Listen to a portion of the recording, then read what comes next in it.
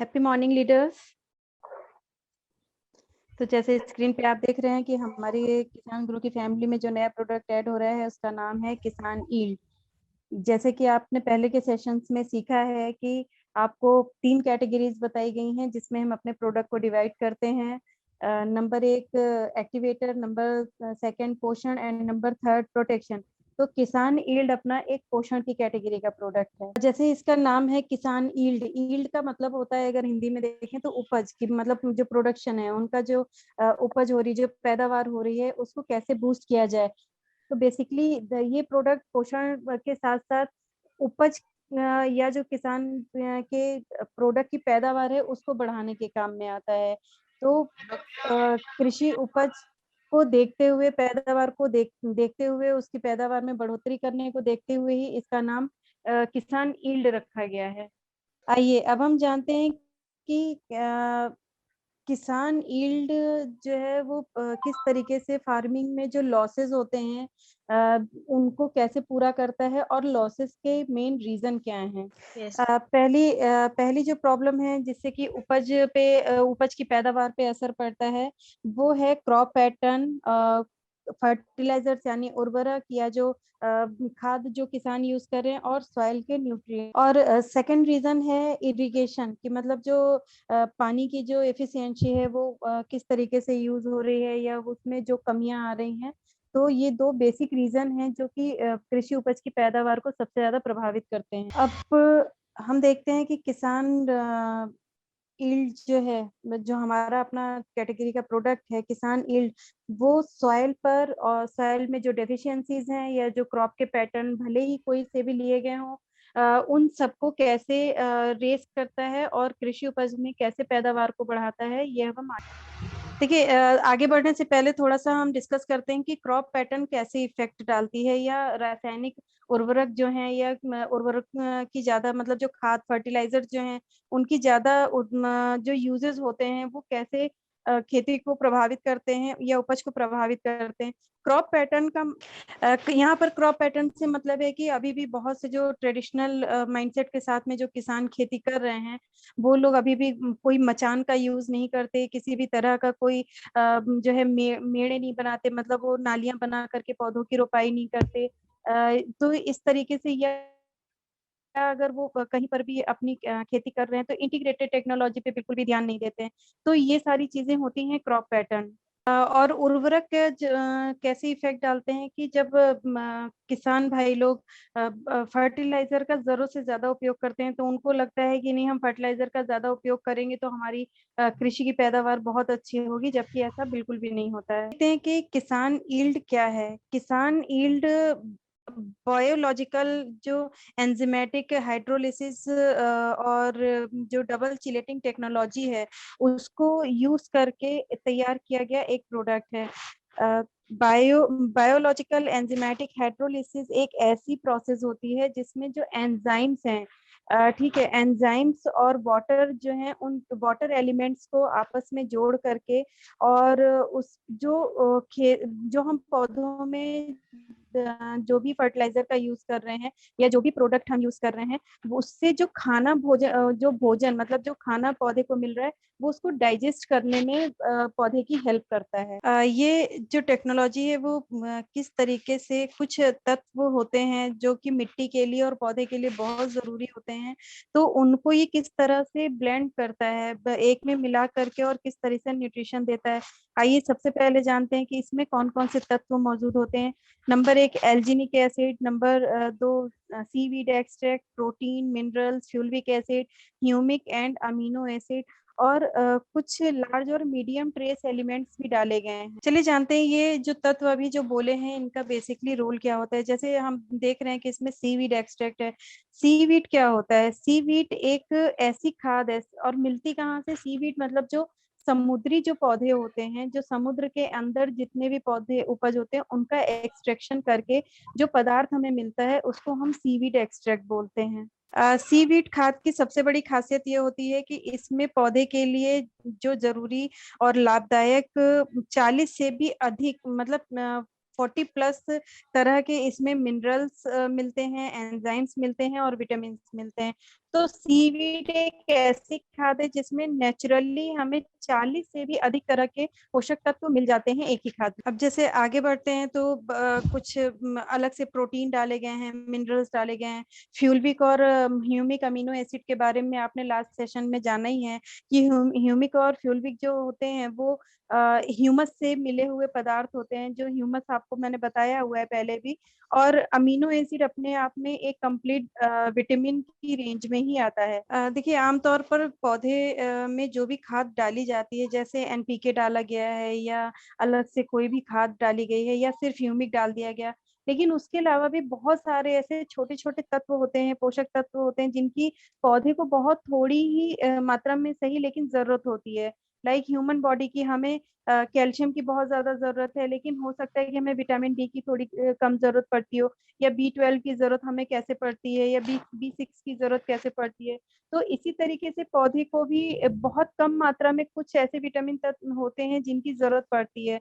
तो वो सारे जो भी पोषक तत्व हैं जो हमें अलग से कहीं नहीं मिल पाते या किसी खाद में नहीं मिल पाते, वो हमको किसान ईल्ड में पूरे के पूरे पोषक तत्व मिल जाएंगे। अब इसके फायदे क्या क्या हैं, ये तो आपको अभी तक पूरा बताया गया कि ये किन किन चीजों से मिलकर बना हुआ पदार्थ है। अब इसके फायदे क्या क्या हैं आगे हम वो जानते हैं। अब ये कंपोजिशन आपके सामने आप लोगों को स्लाइड पे दिख रही है कि ये किन किन चीजों से मिलकर बना है। उनके फायदे आपको भी पहले ही बताए जा चुके हैं, जैसे सीवीड एक्सट्रैक्ट, ह्यूमिक और natural cytokinin, fulvic acid, amino acid और अदर ऑर्गेनिक सब्सटेंसेस को से मिला करके बना है। तो इसमें बाकी चीजों के बारे में बताया, लेकिन साइटोकिनिन एक तरीके का ग्रोथ हार्मोन होता है, ठीक है। तो बाकी ग्रोथ हार्मोन का मतलब होता है जो पौधे में ग्रोथ देने का काम करते हैं। तो साइटोकिनिन वही पदार्थ है। किसान ईल्ड के इफेक्ट क्या होते हैं, देखिए सबसे पहला इफेक्ट होता है कि help in restoring soil Vitality and soil flora balance, यानी कि जो सॉइल में जो जीवन शक्ति होती है, जो सॉइल में एक प्राण वायु जिसको कि हम बोलते हैं, वो होती है पौधे को देने के लिए, तो ये उसको रिस्टोर करता है, ठीक है, उसको फिर से समायोजित करता है और जो फ्लोरा बैलेंस को मेंटेन करता है। मैम देखिए जैसे अभी हम सब जानते हैं कि मिट्टी कई तरह की होती है, जैसे दोमट मिट्टी होती है, चिकनी मिट्टी होती है, लाल मिट्टी होती है, या किसी कहीं कहीं पे बलुई मिट्टी होती है। लेकिन किसान को ये नहीं पता होता है कि उसकी खेत की मिट्टी किस तरह की है, उसकी मिट्टी का स्ट्रक्चर क्या है, और उसको उस मिट्टी को देखते हुए किस तरह की पौध लगानी चाहिए। कभी कभी क्या होता है कि अब टमाटर की खेती हर एक तरह की मिट्टी में नहीं की जा सकती, या मिर्ची की खेती हर एक तरह की मिट्टी में नहीं की जा सकती, तो उसके लिए कुछ स्पेशल कंडीशंस होती हैं मिट्टी की। तो क्योंकि किसान ईल्ड देखिए क्या होता है कि मिट्टी के स्ट्रक्चर को मजबूत मजबूत बनाने का काम करता है। मिट्टी का स्ट्रक्चर क्या होता है, जैसे हमारे पास कुछ फसलें हैं कि सपोज दैट कि हमने एक जगह पे वीट लगाया, एक जगह पे पैडी लगाई, या कहीं टमाटो लगाया और कहीं पे हमने ग्रीन ग्रीन चिली लगाई। लेकिन जरूरी नहीं है कि टमाटो और मिर्ची जो है हर तरह की मिट्टी में पैदा हो जाए, या वीट और पैडी के लिए एक जैसी समान मिट्टी का उपयोग किया जा सके। तो अलग अलग तरह की मिट्टी के लिए अलग अलग तरह की क्रॉप निर्धारित होती हैं, लेकिन किसानों को ये चीज पता नहीं होती।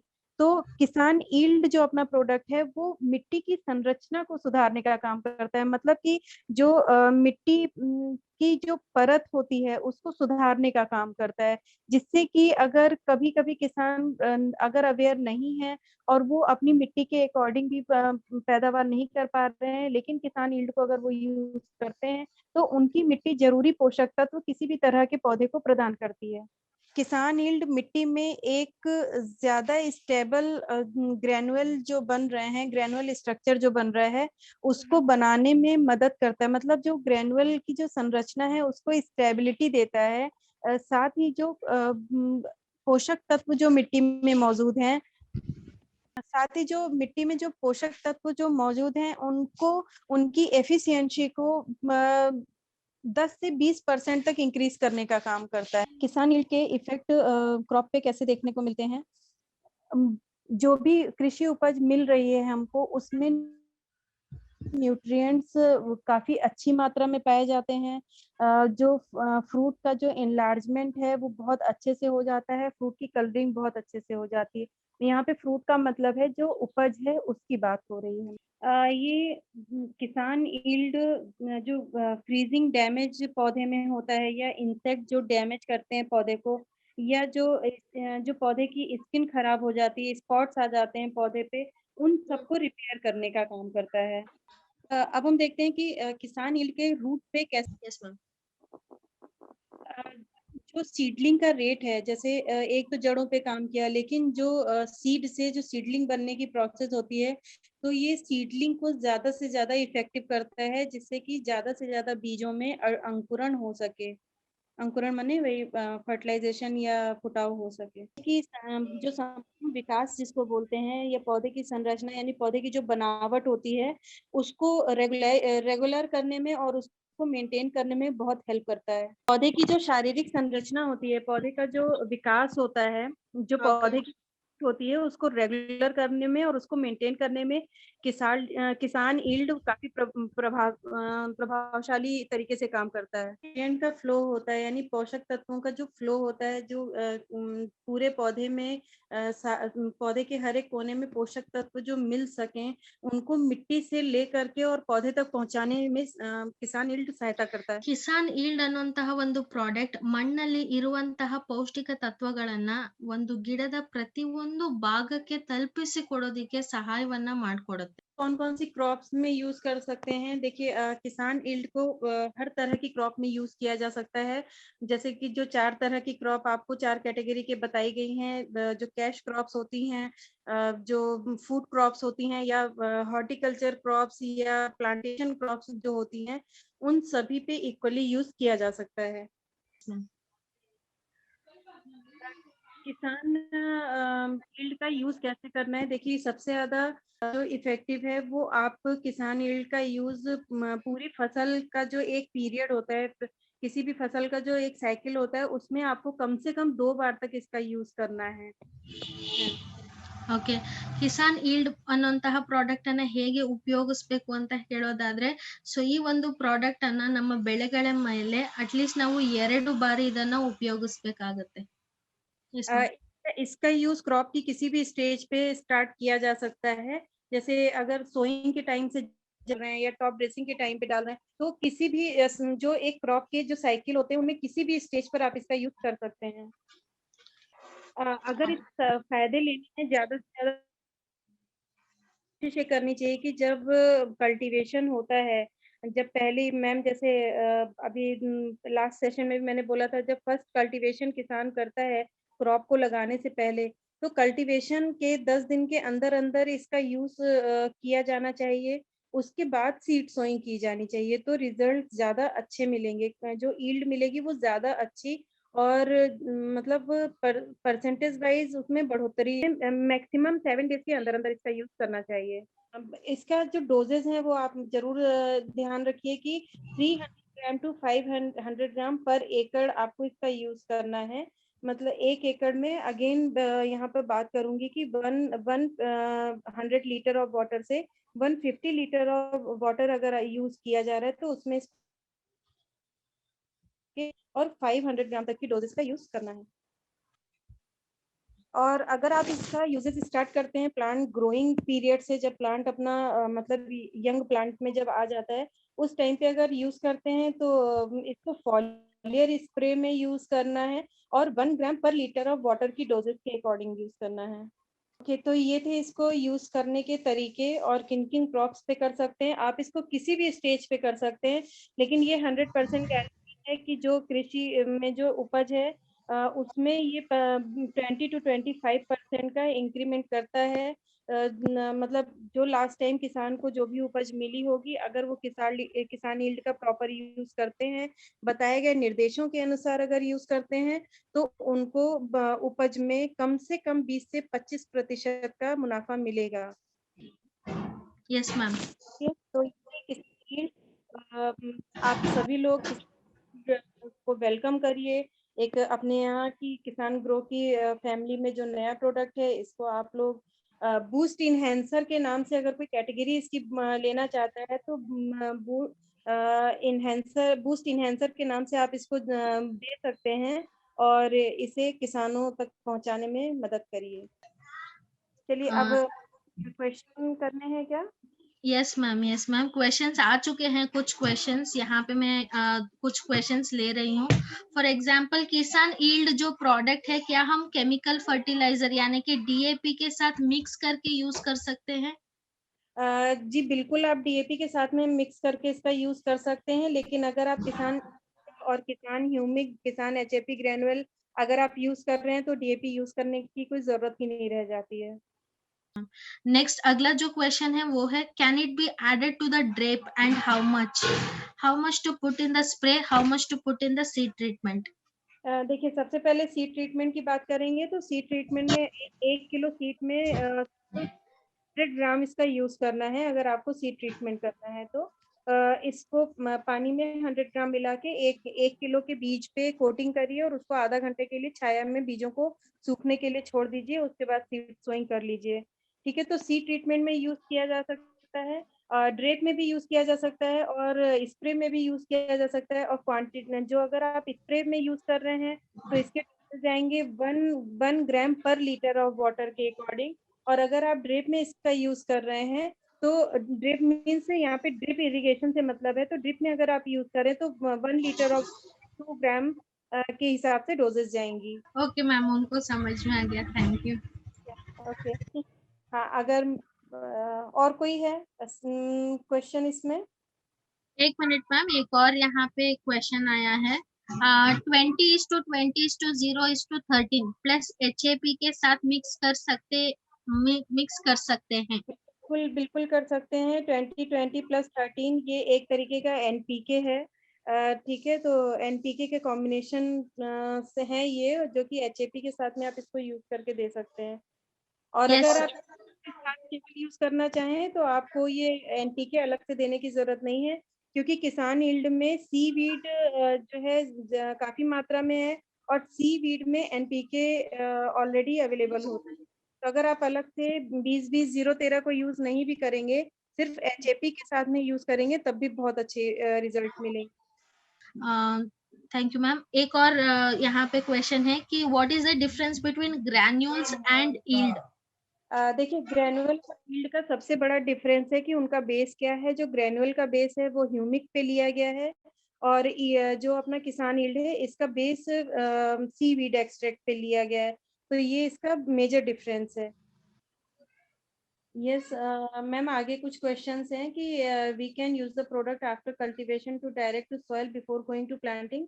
यस, आप आफ्टर कल्टीवेशन आप डायरेक्ट सॉइल में इसका यूज कर सकते हैं। इस प्रोडक्ट को डिजाइन ही ऐसे किया गया है कि आप किसी भी स्टेज पे इसका यूज करिए। आप डायरेक्ट सॉइल में सॉइल से लेकर के और एडल्ट प्लांट तक भी आप इसका यूज कर सकते हैं। इवन अगर फ्रूटिंग और फ्लावरिंग की स्टेज है उस पर भी आप इसका यूज कर सकते हैं। राइट मैडम, क्या हमें किसान यील्ड को किसान 100 के साथ मिक्स करना चाहिए?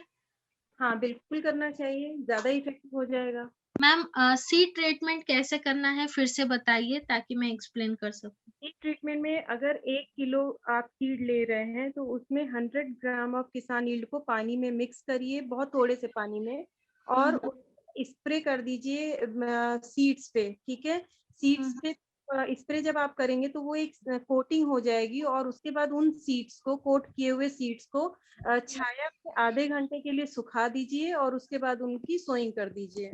जो क्वेश्चंस हम जो ले रहे थे उसमें एक क्वेश्चन था कि इसको कि जो बेस्ट कॉम्बिनेशन है वो क्या यूज कर सकते हैं। तो किसान यील्ड, किसान एचएपी, किसान 100, आप इन तीनों को मिक्स करके और यूज करिए। ये सबसे अच्छा कॉम्बिनेशन है। ठीक है, और लेकिन ये कॉम्बिनेशन आपको यूज करना है जब किसान मिट्टी को तैयार कर रहे होते हैं अपनी उपज को, अपने बीजों को बोने के लिए। उस टाइम पर आपको इसको यूज करना है, इस कॉम्बिनेशन को। हाउ मच पर केजी सीड्स? एक केजी सीड्स पे हमें कितना यूज करना चाहिए? Maximum 100 gram. Okay, okay, thank you so much. Thank आप यू। सब बहुत बहुत शुभकामनाएं। घर में रहिए, सुरक्षित रहिए। ये सबकी सुरक्षा होगी अगर आप घर में रुक जाएंगे तो। Thank you, bye bye, all the best.